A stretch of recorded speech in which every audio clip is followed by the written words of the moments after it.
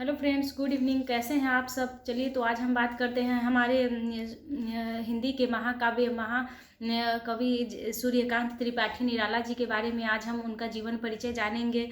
हिंदी साहित्य के इतिहास में निराला जी का व्यक्तित्व बहुत ही निराला है। उनका आविर्भाव रूढ़ि एवं परंपराओं के मध्य में हुआ है, किंतु वे कविता के क्षेत्र में नवीनता लाना चाहते थे, कुछ नया करना चाहते थे वे कविता के क्षेत्र में। अतः उन्हें जीवन के प्रत्येक क्षेत्र में लोहा लेना पड़ा है। उन्हें कठिनाइयों का सामना करना पड़ा है। निराला जी एक आदर्शवादी कवि थे। उनमें चिंतन एवं बुद्धि तत्व की प्रधानता थी। वे बहुत चिंतन करने के बाद कविताओं को लिखा करते थे, उसे प्रस्तुत किया करते थे। मातृभावों छाद या वे सदा से दूर रहे हैं, जैसा कि उनके समकालीन कवियों में पाया जाता है।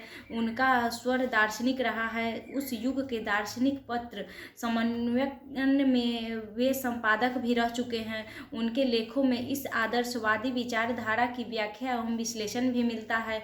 निराला जी की कला दार्शनिक नहीं पड़ती, परंतु कला का अंचल भी नहीं छोड़ती है। वे बहुत ही मार्मिक तरह से वो कविताओं को हमारे सामने दर्शाया करते थे। निराला जी प्रवचन या उपदेश को कवि की सबसे बड़ी दुर्बलता मानते हैं। अतः उनकी कला में विशेष प्रवृत्ति यह पाई जाती है कि ब्रह्मा जीवन जगत के संबंध में अपने चिंतन के सूत्र को पकड़कर नीचे उतर जाते हैं और हृदय के क्षेत्र में अनेकानेक रमणीय भाव लहरियों के स्मंदन से बौद्धिकता की जड़ता को दूर कर देते हैं।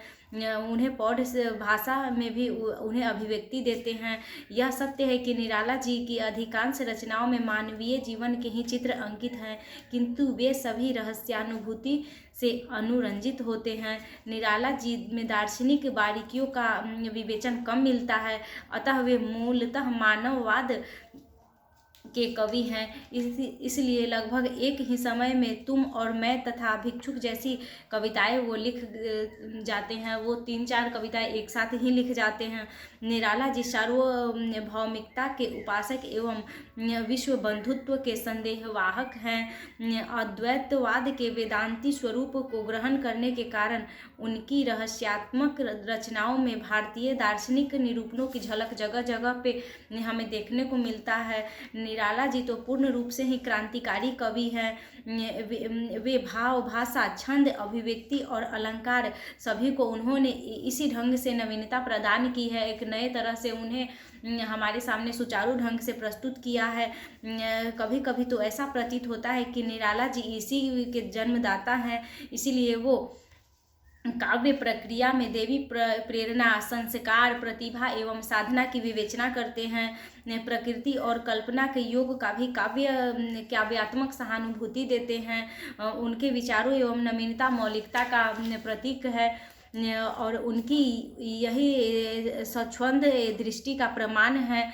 काव्य एवं संगीत में भी उचित संबंध की स्थापना निराला जी के सिद्धांत एवं व्यवहार में की गई है। छायावादी प्रगति काव्य को संगीतात्मक एवं देन उन्हीं की मानी गई है। उपयुक्त विवेचना से स्पष्ट होता है कि निराला जी काव्य में भाषा के अनेक रूप से एक साथ मिल जाते हैं। भाव के प्रवाह में बहकर निराला जी भाषा के गठन का ध्यान नहीं भूलते हैं।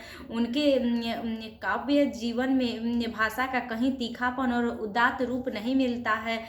अतः हम अंत में यही कह सकते हैं कि वह कोमलता और माधुर्य के स्थान पर ओज और पुरुष की प्रधानता उनकी बहुत ही बढ़ जाती है।